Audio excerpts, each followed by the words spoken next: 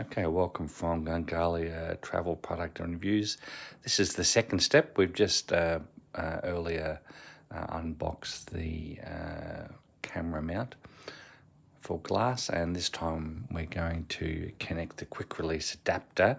I've already connected the top part here to the top of the camera, and now we're going to connect the lower part, and you can see why we do this, because it's a nightmare trying to get this applied all the time when we're going to different devices. And all we have to do now is quick release and 90 degrees, nice and click, and now it's connected. There you have it from Gungalia Travel Product Reviews. Woohoo!